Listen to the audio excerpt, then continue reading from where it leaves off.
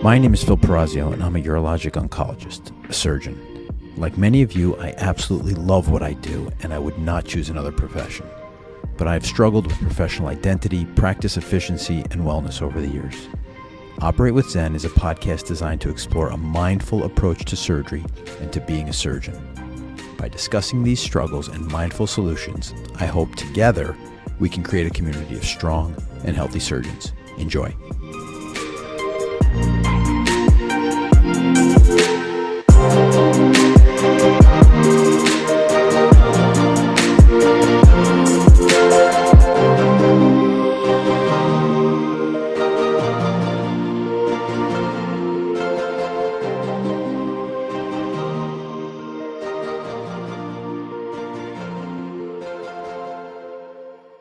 Welcome to this episode of Operate with Zen. Today, I have the amazing pleasure of being joined by Dr. Amanda North. Amanda, introduce yourself to the audience.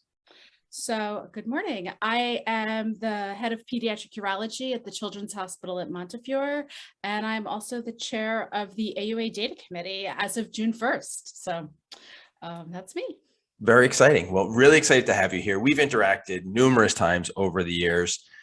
Most recently at the AUA resident panel for kind of wellness. And so let's start there. That's what this podcast is kind of about. So tell us your personal story, Amanda. You are kind of one of the wellness burnout gurus in our field. So tell us how your story started and we'll go from there. Sure. So I think I kind of had a less traditional academic career. I did my residency at Montefiore, where I am now, and I was lucky enough to go to Hopkins and do my Peds fellowship, knowing that I was planning to go back to the Bronx. I went into medicine to take care of underserved patients, and so the Bronx was a perfect place for me to work. Really diverse patient population, lots of underserved patients, very grateful patients, and I actually just love it there. But when I went back, my colleague, the chief of pediatric urology at the time, was only at Montefiore part-time.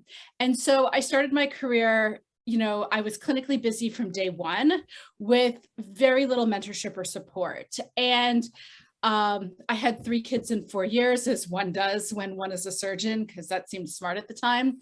And I was not producing academically at all. I was busy clinically, busier probably than I wanted to be. And I didn't have any guidance. I didn't have any mentorship. I was the only woman in the department.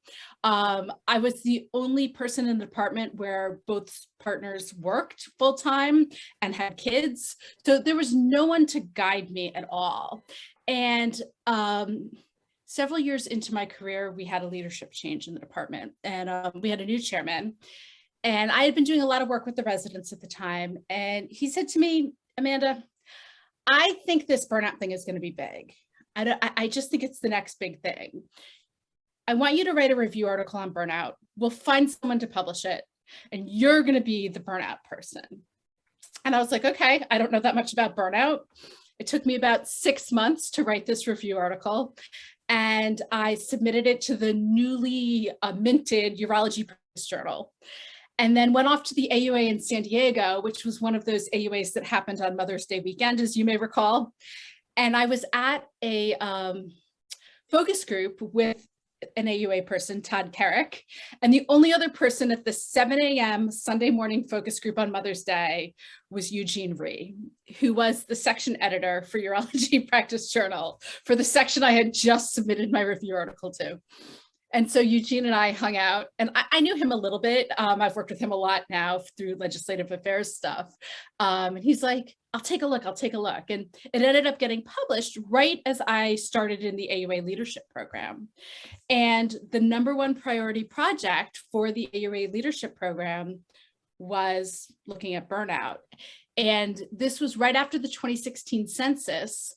So we had the early 2016 census results, which was the first time that burnout had been studied on such a large scale among urologists.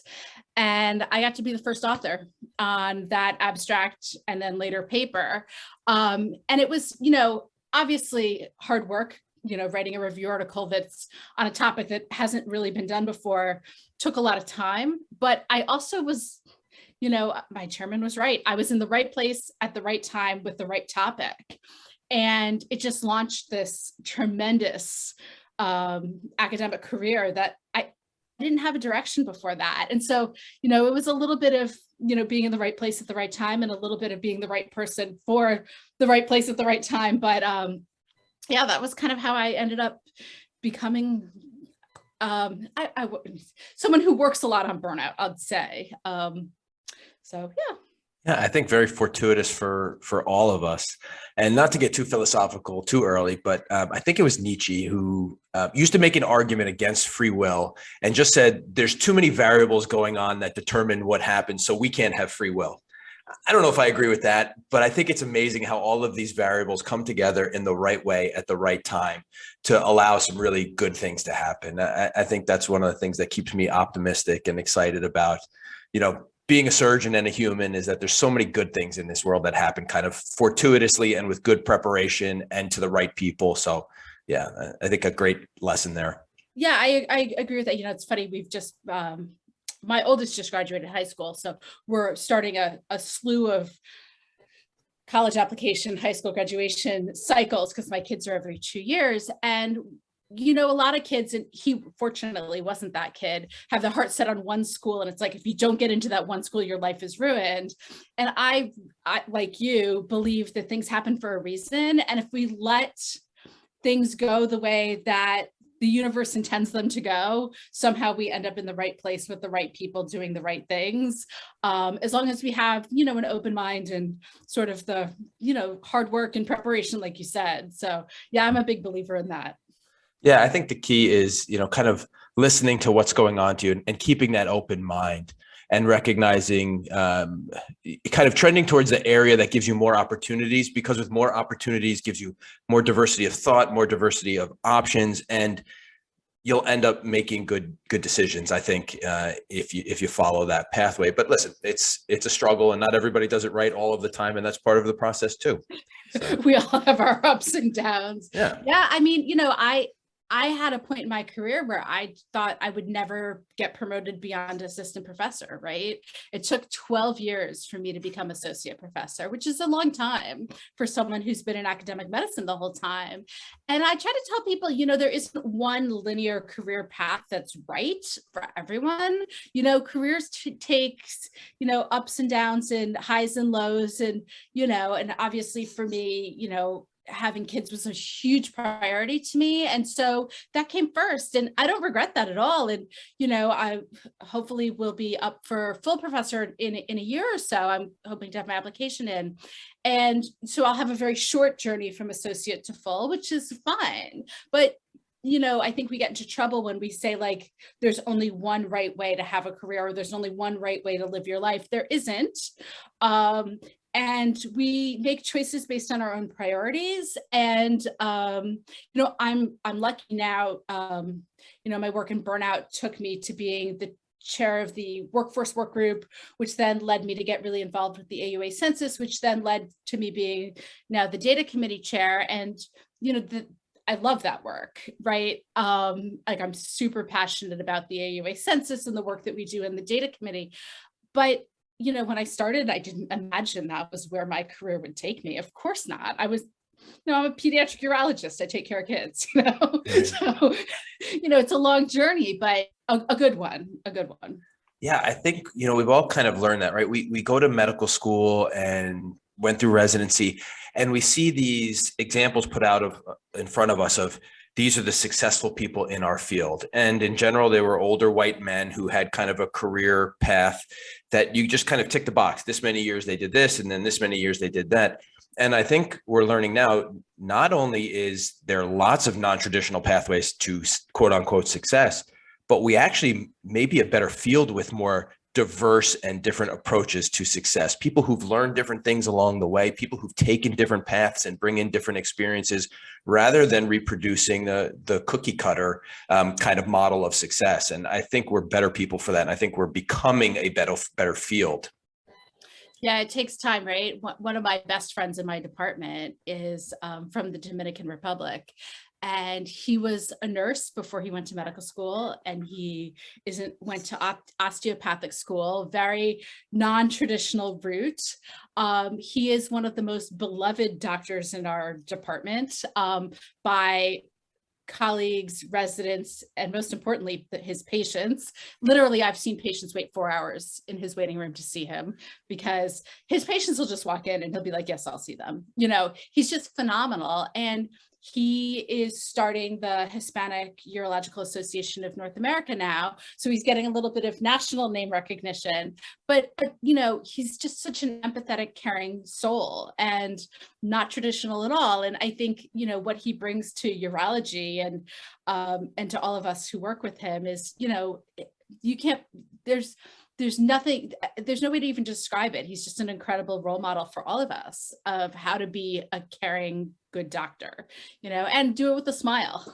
Yeah. And I think one of the things I really want to highlight about your career and make well known is, listen, being a mom was a priority for you. And when you did that, or how you did that, it was not necessarily the traditional approach, but you're opening the door and making it acceptable and making this the norm for our strong women colleagues and urologists. And you're making it more acceptable for our leadership to say, this is correct. This is what we want to support. So if you wouldn't mind, talk us through kind of your mom pathway in urology and surgery. I think it's an important thing for people to hear. Yeah. So, I had primary female infertility. So my first child is an IVF child, and I did IVF during residency, if you can imagine. And I was really blessed with amazing co-chief residents because they took care of me. So when I was going through an IVF cycle, they traded call weeks with me so that I could do egg retrievals. And it was all men, it was me and a bunch of men. And just the support I had from my colleagues to make it happen. I wouldn't have, my eldest has just graduated high school, but I wouldn't have him if I hadn't worked in such a supportive environment. So I had my first child when I was a resident, and I made a lot of mistakes. I was applying for peds fellowships, and I had my C-section in the middle of interview season. So I got to spend my maternity leave traveling the country to go on fellowship interviews, because it's a match. And if you're not in the match, you're not in it. So I was lucky my mom traveled with me with the baby so that I could do it. I started fellowship pregnant with my second child. And my then husband, we're divorced now, stayed in New York because he already had a job. And so I was in Baltimore at Hopkins with a 15-month-old and pregnant with my daughter. And I know Hopkins. I was in the research lab, but it was not easy. And my daughter was born halfway through my research year. So when I started my clinical year of fellowship, I had a 6-month-old and a 2.5-year-old. I had the Hopkins daycare plus an au pair living with me, because how else are you going to do that? Thankfully, Hopkins had an amazing daycare center. It was a really good experience for my kids. And then we moved back to New York, and probably the most thoughtless thing I did was get pregnant right as I started my first job, because I think I didn't appreciate how difficult the transition from fellowship to attending was going to be. But and my third child was a preemie. I had a really difficult pregnancy, which is probably why he's my last. He's got very mild cerebral palsy. So he, you wouldn't know if you met him. He's very bright. He does have some learning differences. So, he gets extra support at school, but he got almost straight A's this year. So, he's going off to high school next year. But so it was challenging. All 3 kids were infertility kids. So I can't blame anyone but myself for choosing to have them when I did. I probably should have thought it through a little more carefully. I didn't think through the implications of 3 teenagers at the same time either, which has been interesting. But, I'm a pediatric urologist because I love children. And so from a very young age, I knew I wanted to be a mom. And I just made that happen. And, I'm really lucky. I have 3 healthy, wonderful children who are so different from each other, but, and they make fun of me because they're like, yeah, my mom's a pediatric urologist. So because they think it's hilarious. And their dad is an adult urologist. So they're surrounded by urology. They do very well in health class, what can I say? The genes are strong for their future career. Oh my Potentially. gosh. No, I don't think any of them is going to go into medicine. And Good. I think that's fine. I come from a non-medical family. Their dad comes from a non-medical family. And I don't think either of us really, whatever they want to make them happy. And, as long as they can pay for their rent and put food on their own tables. I have no such. Well, good. So I just want to ask kind of 2 related questions that may or may not be related to each other, but the field has obviously evolved since you've had your kids, hopefully in a good way, especially for our women colleagues and our women urologists and surgeons. What advice would you give to women now who identify family and men too, family and children as a priority? And how do we help pay it forward? Because I'll tell you, the stuff I did on paternity leave, and as a dad, in retrospect, I wish I had done differently. And we're trying to instill that in our current and future generation. So how do we do those? What advice would you give now, and how do we pay it forward?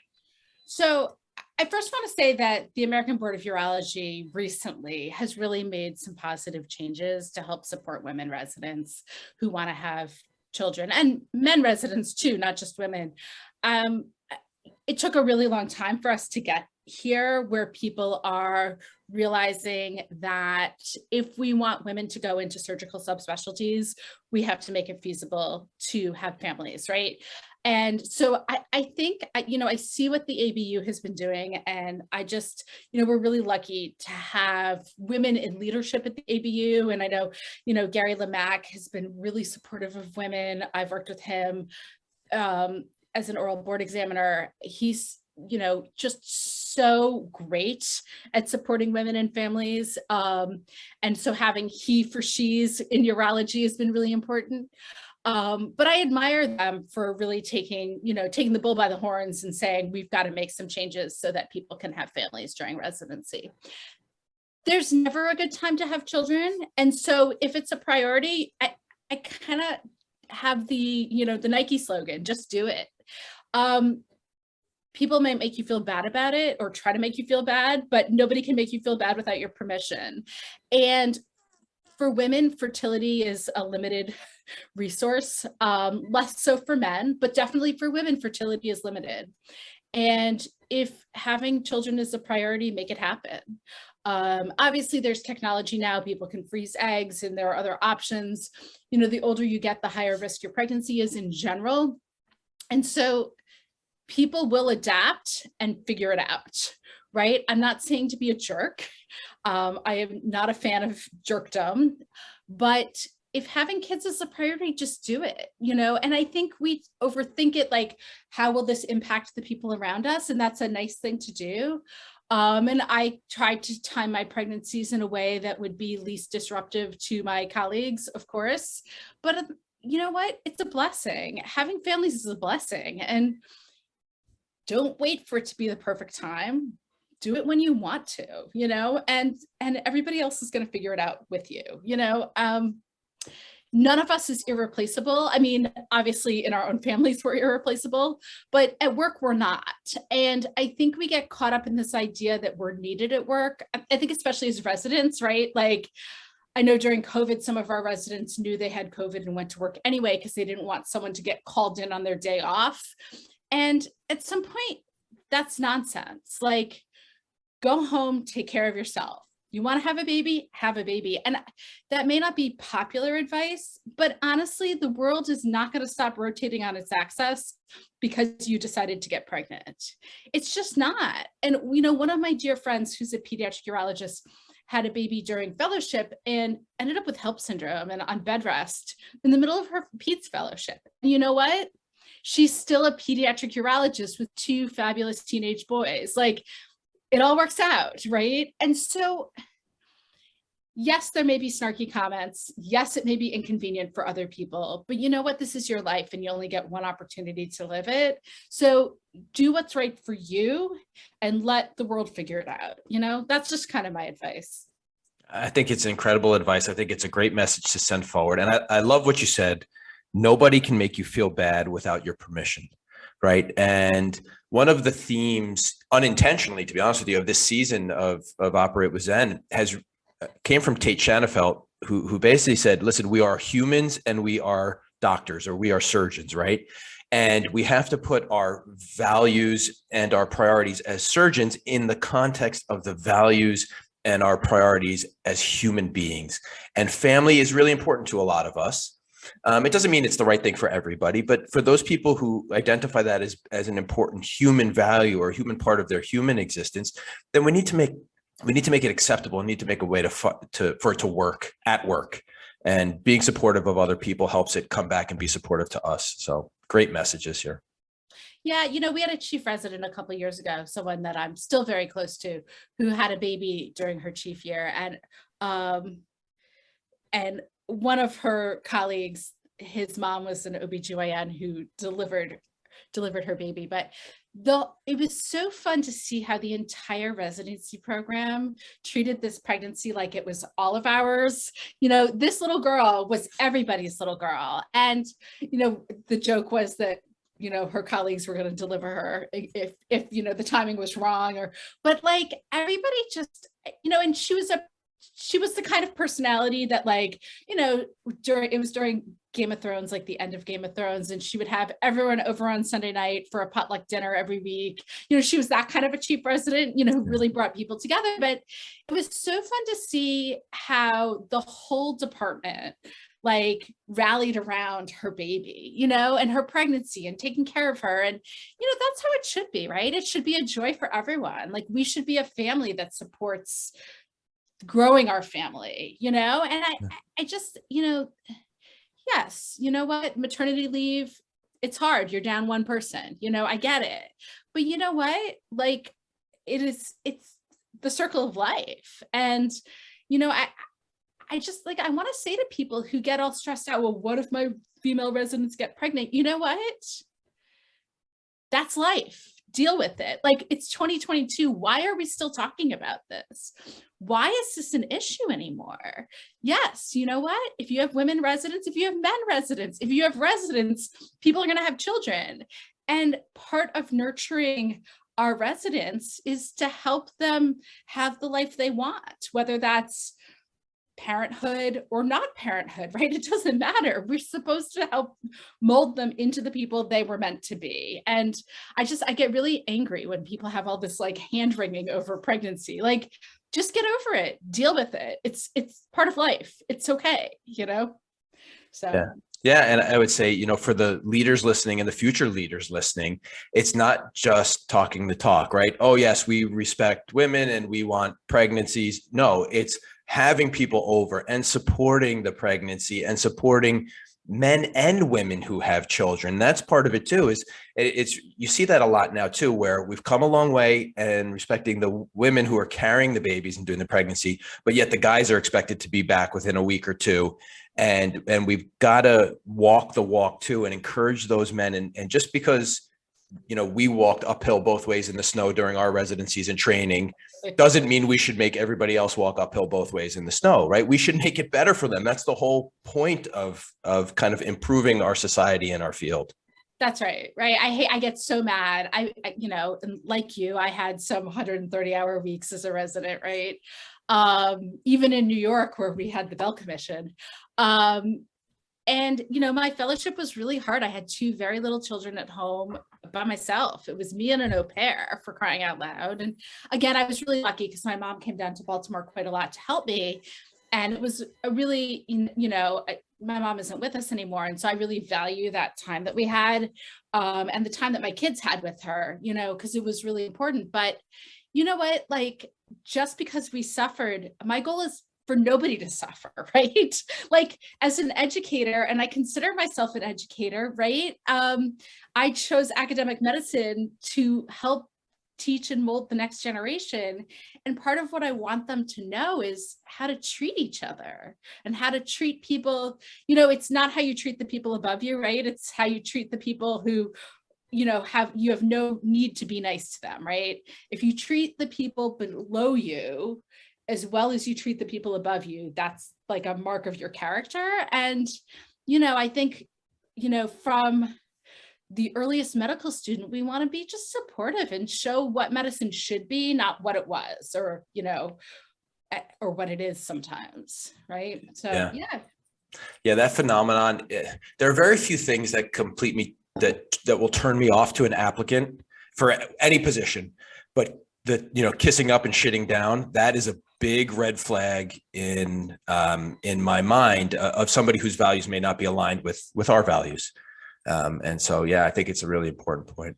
I was associate program director for a couple of years, and I had a chief resident who was a great chief resident, really admired him. But at the beginning of his chief year, one of the scrub techs was complaining that he was arrogant and thought he was an attending already. And it was a good scrub, you know, really good scrub tech and someone whose opinion matters. And I pulled him into my office and I said, listen, here's the scuttlebutt on you. You need to fix this. It's the beginning of your chief year. And if the OR staff thinks you're arrogant and hard to work with, you're not going to have the chief year you want to have. And I really want you to think about how you're treating people in the operating room when you're there, because I know you're a chief resident, but you're a resident still. And even as an attending, like, you need these people on your side. And he was grateful. He had no idea that this was being said about him. And, you know, he and his colleague ended up giving me a teaching award at the end of the year. And I believe in part because I was willing to have those conversations with him, you know, where other people might have just brushed it under the rug. I was like, you know, this is someone I really like, and I don't want people talking about him behind his back because he's not treating them well. And he fixed it, and he had a great chief year, and he's, you know, doing great in practice now. But I think, you know, teaching people the right way to treat people is part of what we do as academic urologists, right? Right. And those hard, honest conversations are really important to people's growth. A lot of times, you know, he may have not been an arrogant person, or maybe, you know, wasn't an arrogant person. And it's sometimes just a perception. And most physicians are good people and want to change their behaviors and want to be liked and sometimes don't even realize that we're in our own way. And so kudos to you for bringing that up. Those hard, honest conversations are really important. And I think you gain a tremendous amount of respect with people, and you can really help bring them along by doing them. It's our job, right? And I think as someone, like, when we talk about burnout and wellness and, you know, how to have a sustainable career, you know, part of what I hope I teach the residents is how to do that, right? And part of how to do that is to develop respect and mutual admiration for the people at work, you know, as well as respect and mutual admiration for the people in your home, right? To treat people at home with respect, to treat people with work with respect, and to treat people how you want to be treated, right? And I think that so much of, like, enjoying your time at work is about building those relationships, right, with your colleagues and, you know, and the staff at the hospital, and, you know, it's all of it, right? And so, you know, I hope that I set an example for that to my residents. And, you know, hopefully by getting this message out, we're also setting an example to the larger urologic community that, you know, that's so important. Yeah. So since you brought up, let's talk about sustainable careers. You know, obviously this respect and trust and building good relationships is a part of that. How do you think about kind of crafting your own sustainable career and then teaching others to craft it in their vision? So I've thought about this a lot. And in thinking about being on your podcast, I've been thinking about it over the last several days. And I mean, we talk about burnout, and I think for a lot of people, the opposite of burnout is wellness. But I think from a career point of view, the opposite of burnout is engagement, right? It's being engaged in your work. And I think paying attention to what makes you feel engaged is sort of the key to longevity and sustainability in terms of enjoying what you do, right? So there are days where, seeing another bedwetting 8-year-old in the office isn't doing it for me, right? There are days that I love those conversations, and there are days when I'm like, I just can't do this today, right? But for me right now in my career, working with the AUA and doing my data committee work, working on the AUA census, thinking about how to change and improve the urologic workforce, thinking about, right now we have a bill for student loan forgiveness for urologists working in rural areas that I've really worked hard on supporting as our AUA liaisons work on Capitol Hill to get this bill passed. I got an email about this bill yesterday, and knowing that the work that I'm doing is changing what's happening in the federal government, it's like the most amazing feeling in the world, right? So those things keep me engaged when my day-to-day work isn't always keeping me engaged. And that's me, right? Some people probably think the fact that I have the AUA census over the last 8 years almost memorized is like a little weird. I'm sure it is a little weird. But I love the data, and I love looking at trends in the workforce, and I love watching the percentage of women in urology increase. And right now we're looking at burnout was on the 2021 census, and we're comparing it to the 2016 census. We're just starting to look at that data. It's like super exciting to me. And so when I'm not engaged in one aspect of my career, finding something that is engaging is what keeps you going, in my opinion. And it's going to be different for each of us. So, I don't know what keeps you engaged. You probably know, but whatever that is, it counteracts the parts of your day that may not be so great. Yeah, it's amazing. And, just like you can recite the AUA census, I can recite pretty much all the literature on the AUA testis and kidney cancer guidelines, and tell you anything about small renal mass active surveillance you want. Not because I stay up all night studying it, because I have a passion about it, and it becomes easy to kind of get involved in those things and easy to retain them. And I agree with you completely. I love the term engagement. I think about it in a slightly different way, maybe my mindfulness mindset, but it's being present. It's something that you can be fully present and enjoy. And that's kind of a self-fulfilling prophecy, right? When you find something you really enjoy, it's easy to be present. And when you're fully present, you're enjoying kind of that moment and what you're doing. And so I challenge people now when I talk about mindfulness and give some of these talks is, kind of the challenge and the reward is being present. If you can find out what allows you to be present, you will be really kind of happy and engaged, to use your term. So really, really, really salient point, Amanda. I think it's amazing. Yeah. And I think, one of the trends we're seeing in medicine is this trend towards employment. So we are all losing autonomy as physicians, right? And obviously in academic medicine, most of us have always been employed. And even I would imagine the academic practices that function as private practices from a billing and monetary point of view are still very subject to the rules of the institution with which they are affiliated. And the downside to losing autonomy is it's harder to control the way that your practice runs, right? And so I may be someone who wishes I could run clinic from 7 to 3 so I can pick up my kids from school at the end of the day, right? However, there's no nursing staff, and I work at an institution where the nursing staff is unionized. There's no front desk staff. Our front desk staff is unionized. So I can't unilaterally say, I want to change my clinic hours to accommodate what's best for my family, because I don't have the ability to staff that. Whereas if I were a practice owner, I could do that.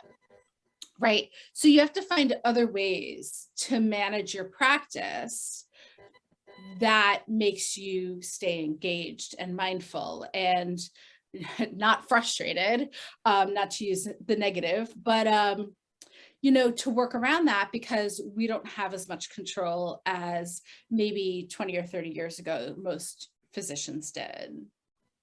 Yeah, and you're right. You bring up a good point, and it's a good practical example, right? We don't always have control over our schedules, which is sad. We've trained for however many years. We're at the highest level of professionalism, but we don't always have control, depending on the system we're in. So don't fight that battle. You're going to lose that battle every single time, right?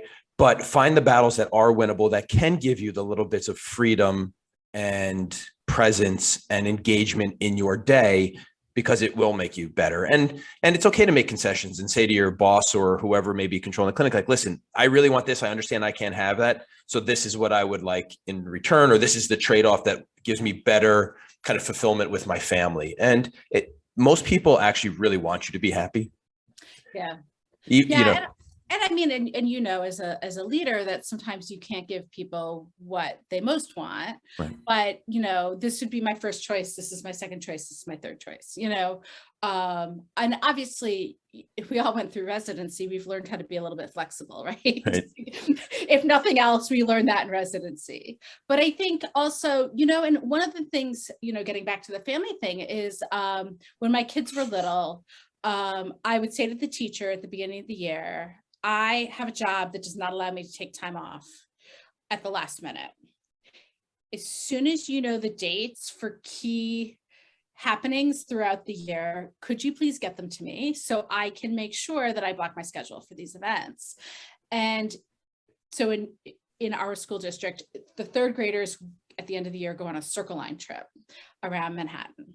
And I was able to go with all three kids on the Circle Line as a chaperone, because I let the teacher know at the beginning of third grade that this is really important to me to be able to go. And in a district where there weren't a lot of working moms, they were happy to accommodate me, and they appreciated me coming at the beginning of the year and saying, you know. And so even though I don't have schedule flexibility on a day in and day out basis, I have the flexibility to block my schedule for important events, you know, and in this case, it was the Circle Line trip.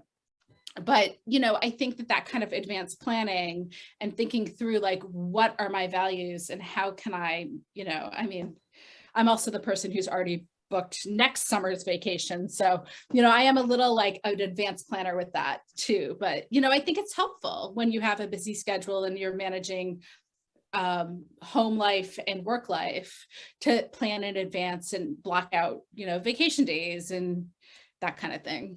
Yeah, I think two important, just kind of practical lessons to bring for the audience there. The first one is about negotiations and kind of give and take. The first rule of negotiations is it's not about you getting what you want and preventing them from getting what they want. It's trying to meet somewhere in the middle so both parties get something they want, right? That's the first rule of negotiations. And once people flip that switch and go, oh yeah, it's not just about me, there's another person or another entity in this, that makes a lot of sense. And then, the second part of it is the busier our lives are and the more demanding they are, preparation becomes key, because that switch between a little bit of preparation, saving a whole bunch of time on the back end, becomes much, much, much more important. And for busy surgeons, for busy parents who are surgeons, huge deal. A little bit of preparation, whether it's Sunday night, Monday morning, Friday afternoon, before you walk out of the office, you build that into your routine, and it can make a huge difference in your day-to-day, your stress levels, your understanding of what's going on in your life, instead of feeling like you're just hanging on, which can contribute to burnout too. Yeah, you know, I got remarried last summer, and my husband, one of the many blessings he's brought to my family is meal planning. So we have a whiteboard in the kitchen, and the weekly meal plan is written on the whiteboard every single week. And so the kids are never asking what's for dinner tonight, because what's for dinner tonight is on the whiteboard. The babysitter is never asking what's for dinner tonight, because what's for dinner tonight is on the whiteboard. And there's never last minute grocery shopping unless one of the teenagers ate the ingredients for dinner, because it's all purchased on the weekend in preparation for the week. And so there's no meal stress ever in my life, which, you know, I'm 50. For the first time in 50 years, the what's for dinner is not an issue anymore, because there's a weekly plan, it's put in place, it's done.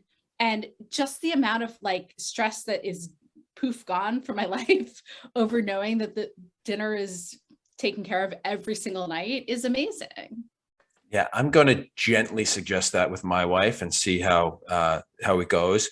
She is the meal planner right now, and we know what we're having on a weekly basis usually, but not every night. But maybe taking it to the next level may reduce some of the stress in our household. She's a busy professional, working OR nurse, So we, that may help us out too. I appreciate that one. It's great. You know what? And we like little things like we do order in once a week with the kids.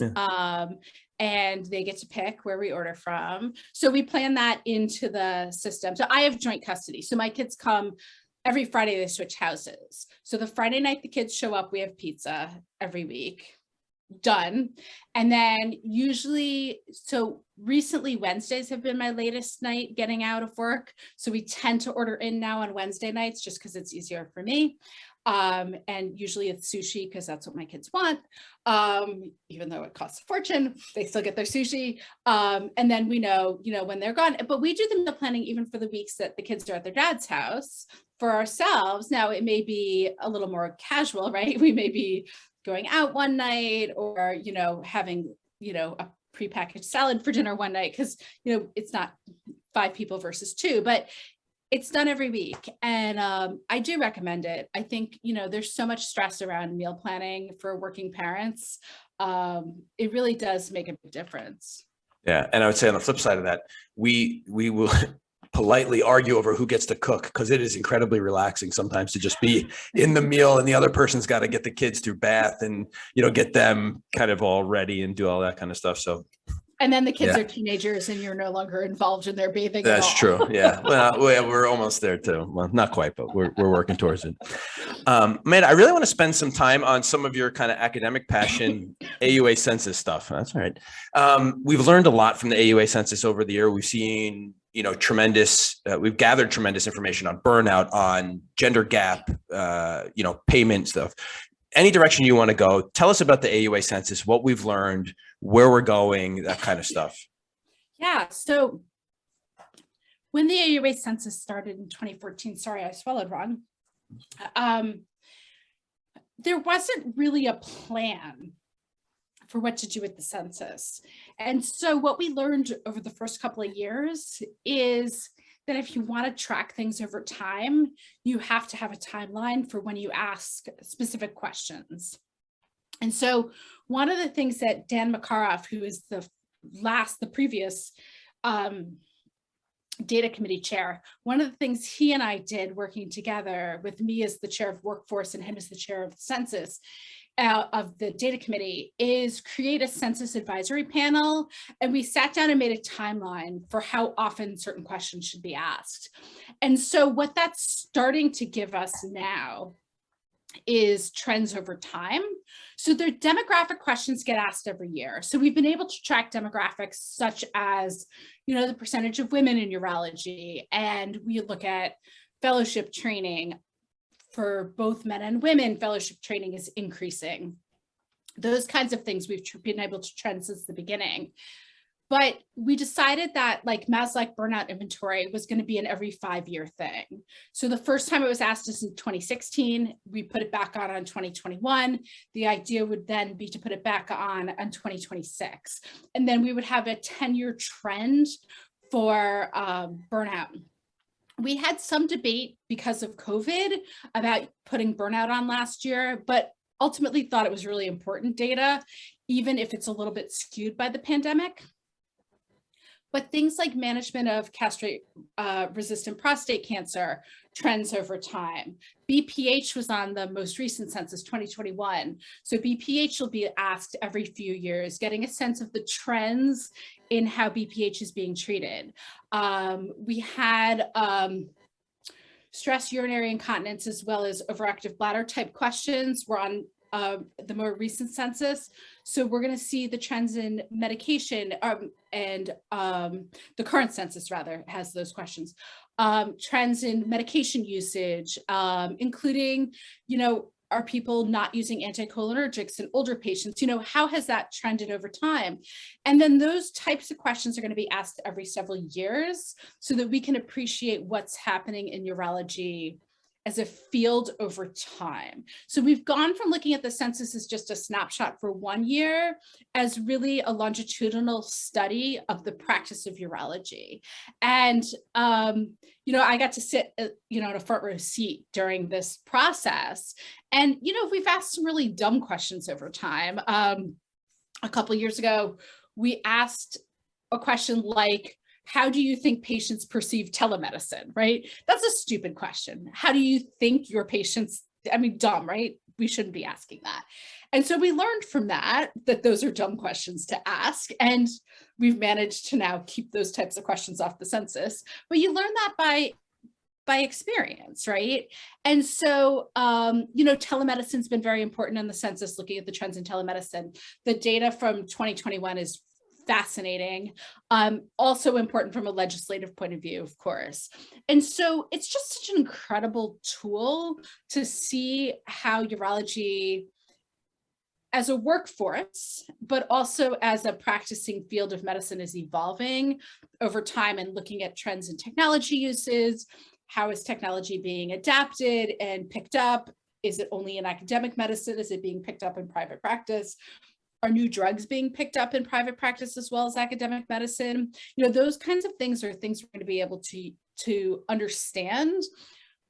But then we can also pair it with the Aqua registry. And this is one of the things that I'm really excited about, is as we're better able to use the Aqua registry data. So that's actually taking data out of people's electronic medical records. So census is self-reported, Aqua isn't. And so one of the things that I'm hoping we're going to be able to do in the next couple of years, if not sooner, is compare the data we're getting out of Aqua to the self-reported data out of the census and see how they compare, because that kind of tells us if our census is valid, right? So for example, BPH was on the 2021 census. I'm really curious to see, and I don't know yet if we can do it, to compare how BPH is being treated from the Aqua registry to how BPH is reportedly being treated by the AUA census. So that would be the ultimate to me. That's my future dream. That's so cool. And so tell us, I mean, less objective, I want to know what this means to you and how this fits into your vision, right? That I think that's what people, you're obviously inspired by this and you're engaged with it. So tell us how this fits into your your career vision, your personal vision, and what it means to you. So a couple things. One is I've seen that I've been able, so we wrote 2 papers using census data on student loan debt among urologists, one looking at residents and one looking at practicing urologists. And as someone who graduated with $240,000 worth of student loan debt, I thought it was really important that we looked at student loan debt. But what ended up being more important is our student loan debt papers are being used to legislate student loan forgiveness on Capitol Hill. And that, to me, when the data from the census leads to policy change, that's what that to me is the ultimate, right? The work that I'm doing is changing the way healthcare is practiced in the United States from a governmental policy perspective. And what could be more important, right? I mean, I honestly believe that so much of the burnout and the attrition in the workforce is coming from policy changes. And so if we're going to fix burnout, we have to fix it at a policy level. It's not, mindfulness and engagement is really important. As you know, I'm having a mammogram later this morning, getting screening, healthcare testing done, and, exercising and eating healthy. All of that is so important. But until we fix the healthcare system, we're not going to fix burnout entirely. And so knowing that I can use data from the census to go talk to Congress and say, this is why you need to pass this bill, that to me is there's nothing better. When I get phone calls from the AUA, we need your opinion on a policy that may be introduced to Congress. Can you read? It makes me feel so powerful, in a crazy way. My opinion is being asked for a bill in Washington, D.C. That to me is exciting, because that's where change really happens, is when we start being able to use our data to show why things need to change. And so for me, on a very personal level, that's the thing that drives me with this data. Does that make sense? Oh, it makes complete sense. And I think one of the really important parts of this and important things to say is, we talk about the 80-20 rule kind of a bunch, where 80% of our burnout's coming from systemic issues and maybe 20% is managed by the individual. I tend to focus on the 20% because that's what I'm interested in. I'm interested in people, but it is so good to hear, and I'm sure really reassuring for the audience, that there are really smart, engaged, present, intelligent people working on that 80% to affect the systemic issues as well too. And I think that message is very well received, and your passion for it is incredible. Yeah, I mean, and I'll put in a plug for the AUA Advocacy Summit every March in Washington, D.C. Unfortunately this year, a lot of the Congress people were not having Hill visits in person. It was done virtually, which isn't the same.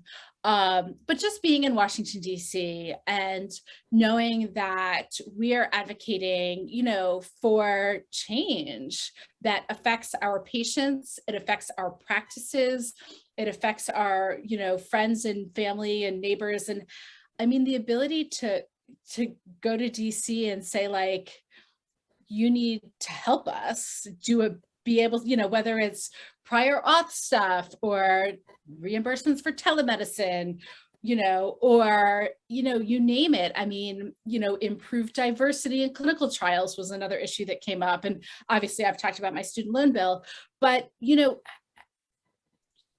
our messages get heard when we speak. One of the greatest things I did during the pandemic was participate in a lot of Zoom calls with Congress people to talk about the importance of audio-only telemedicine reimbursement. As someone who works in an underserved patient population, most of my patients don't have access to broadband, and people in rural areas don't have access to broadband. And I remember speaking to a congresswoman from Delaware who's very passionate about taking care of underserved patients. And she, within 24 hours, got back to us and said, I think this is going to pass, no worries, for the audio only telemedicine. And speaking directly to a congresswoman who was like, I'm going to make this happen for you. It was the coolest thing ever. And, I think it's easy to feel like one person's voice doesn't make a difference, but remember that being a surgeon still means something in this country. And I know sometimes in our day-to-day lives, it feels like there is no meaning in work, right?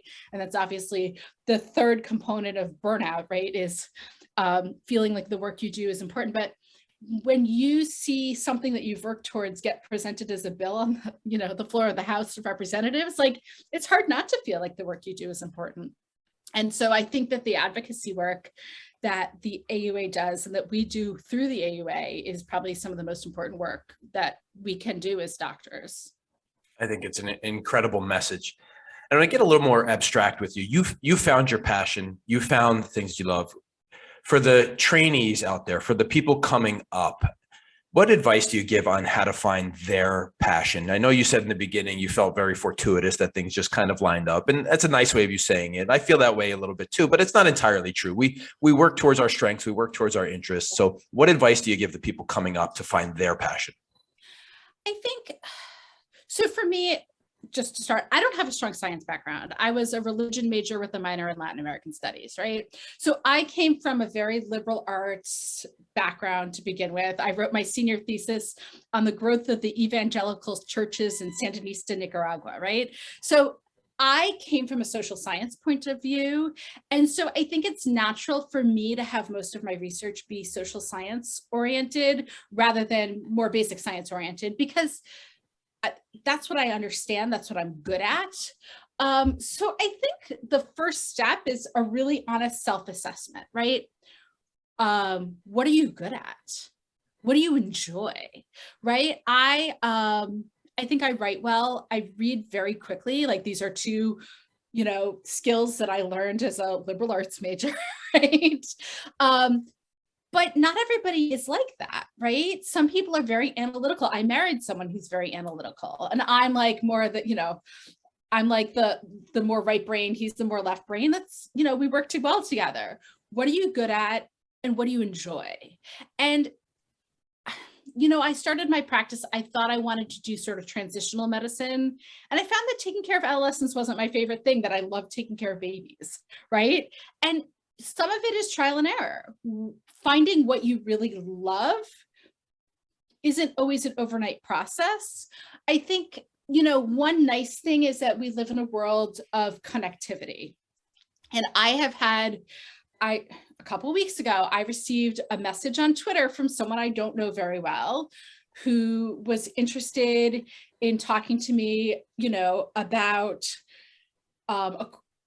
applying for a course at the AUA. And I'm meeting with this person this afternoon, virtually, of course. And she's going to join our Burnout course, I think, assuming we get reapproved for next year, to talk about ergonomics, and which is something I don't know enough about, right? But is so important to wellness. And I mean, through a Twitter message, you know what I'm saying? And so if there's someone who does something that you find interesting, you can send an email or a Twitter message, or, call their department. Like, there are ways to find people who do things that you think are cool and interesting and connect with them. It's, it's the amazing, social media can be terrible. And I worry a lot about, this whole FOMO like aspect of social media, or feeling inadequate because you're comparing your, I'm very cautious about what I post on social media. And so, people don't see the, like, me sit in the car crying after a bad day, right? I don't post that on social media. Or the challenges of having teenagers, that doesn't go on social media either, right? High school graduation does, college acceptance does, the painful process of applying to college never made it to social media, right? So there are negatives to social media, but it does allow you to find people who do what you want to do and find out how to get involved. And so if someone is writing papers on a topic that you think is interesting, find them, and most of us are happy to connect, I was the chair of the workforce work group. When I became data committee chair, I had to pass that along. And I had worked with Dr. Andrew Harris on a lot of projects when I was the chair of workforce. And he's the guy who, you give him a topic, and by the end of the week, the abstract is written. And by the end of the next week, the manuscript is done and ready for publication with no edits. The person I mean. He's incredible and such a great person to work with. And so it was easy to hand him the chair, but I can't wait to see what he does with it. You know what I mean? Because he's so amazing. And, I'm always happy to find people who are interested in what I'm interested in. And there's so many of us, right? So, someone who's interested in small renal masses can reach out to you and say, hey, can I collaborate with you? Or can I come watch what you do? Or, whatever. It's easy to connect with people if you choose to. And how lucky are we that we live in a world where we can do that? Yeah, I think, there's nothing more inspirational than finding other people who are inspired by what you're doing. And I mean, that's part of the reason we're talking today. It's part of the reason this podcast has been successful is, we put out a message and people have responded in a incredibly positive way. And I think that's how you bring more positivity to what we do. That's how we increase our sphere of influence in a positive direction. So yeah, I think you're absolutely right. It's great advice. Yeah, I was gonna say, man, I would be remiss if I didn't ask you about the sign behind you. So who's your favorite Ted Lasso character and why, gosh. or who are you? What how do you want to answer that one? So I think I'm very much Ted Lasso, like the awkward but fully positive person. My husband bought this for me for Valentine's Day because I wanted it. I think that we all need to have sort of a mantra. And I think I'm someone who suffers from imposter syndrome, like so many of us. And so this was a reminder for me to believe in myself and believe that I can do things that are hard. So that's why I have the sign here, but I'm definitely Ted at heart. There's no doubt about it. But who's your favorite Ted Lasso character? I mean, very partial to Roy Kent, but it comes down to my my deep need to be cooler than I am. So yeah, I think I'm probably more in the Ted Lasso camp. But I think one of the great things about that show is, kind of those four main characters. We all have pieces of those four main characters in us, right? even Nate, we all have a little Nate in us too. And Yeah. the key is kind of understanding who we are and who we are at the moment, and recognizing also who we want to be. Right. So I think those are important parts of it. Well, Roy is, I mean, it's hard not to love Roy, right? It's amazing. And his language is, I can be a little salty at times myself. So I appreciate that. I married someone who never uses a bad word ever. So it's hard because I try to watch my language at home. My teenagers don't. I have 2 of them working at a summer camp this summer, and I keep reminding the youngest that he will get fired for using that language in front of the first graders. Yes. But, I think, positivity can be misplaced, right? And I think you do see that as the seasons go on, that positivity without substance behind it is hollow. But I think we can choose to have a positive attitude every day. And, at the end of last summer, both of my longtime colleagues left Montefiore, one to retire and one to take a job up in Boston. And for several months, I was the only pediatric urologist in the Bronx, and it was extremely stressful and lots of imposter syndrome, right? Because now I was not only like the senior most pediatric urologist, I was the only pediatric urologist. There was no one to get me out of trouble, right? And I started gratitude journaling, just downloaded an app on my phone. I think I actually paid for the app, which is unusual for me. And I knew it was a temporary situation because I had hired someone who was starting in November.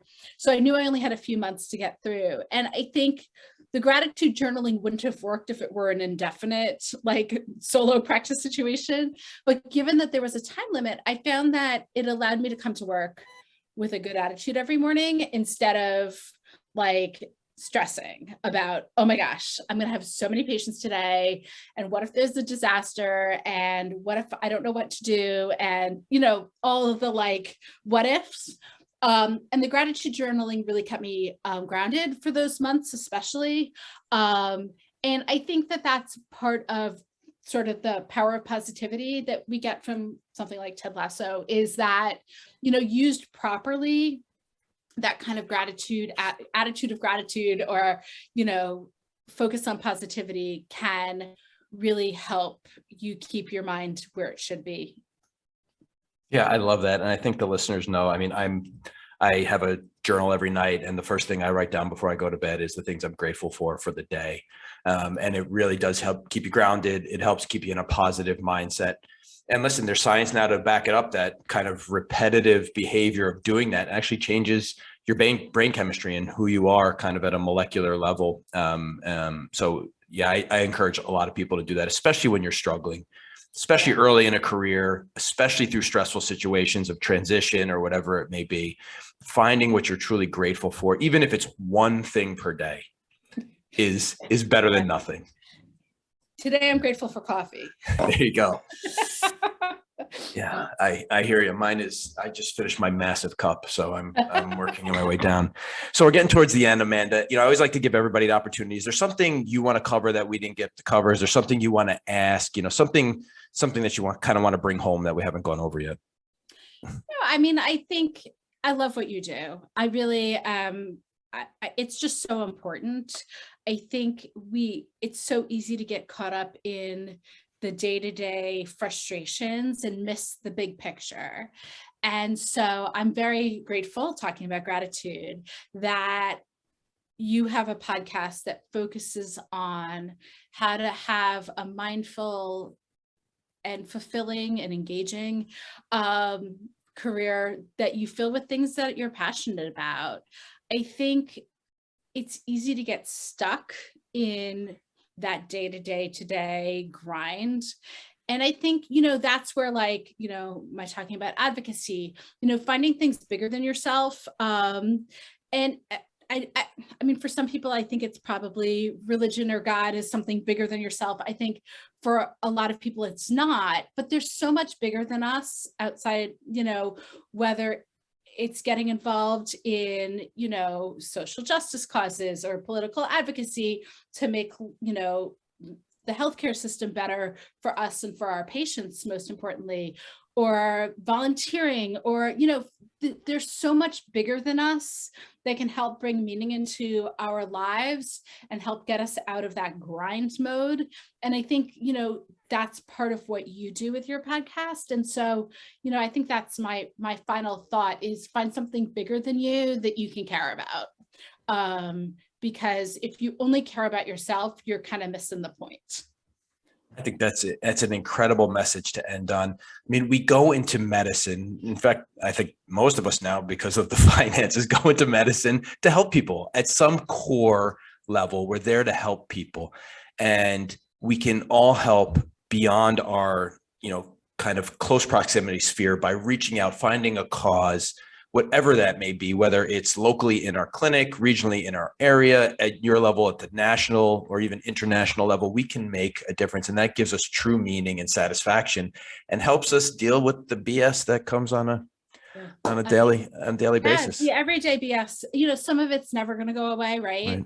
And a whole nother talk is how to manage that. But when you have, I had the opportunity to talk at the AUA about some of the international mission trips. And, again, another option for doing something outside of yourself that's bigger than you. And, there are opportunities for residents to even do some of that work. And it's never too soon to start thinking about what's outside of you that you can do, make little differences. And it can even be mentoring, right? Yeah. I mean, I just volunteered to mentor an undergrad from an underrepresented background to come to my clinic once a week during the summer. I mean, how fun will that be? Yeah. So there are so many opportunities to do something bigger than just what you do every day, that don't take tons and tons of time, right? Right.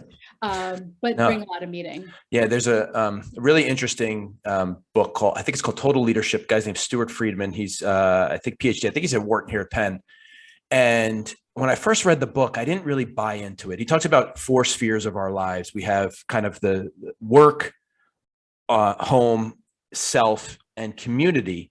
And the community part of it didn't make a lot of sense to me when I first started reading. And I think that reflected on kind of where I was in my own life at that point. And since that time, I've realized, what we're doing today is working on community. Yeah. And this gives me tremendous satisfaction while aligning who I am as a person, who I am at home, and who I am at work. So aligning all of those things has been a tremendous positive for me. And I think, knowing you for years, but talking to you today for an hour and change, this is who you are too, right? Aligning all of those things gives you tremendous satisfaction. Yeah, community used to be easier, right? The modern world has sort of changed community. Everyone used to belong to a church, a mosque, a synagogue, a religious organization or a community organization or a community center.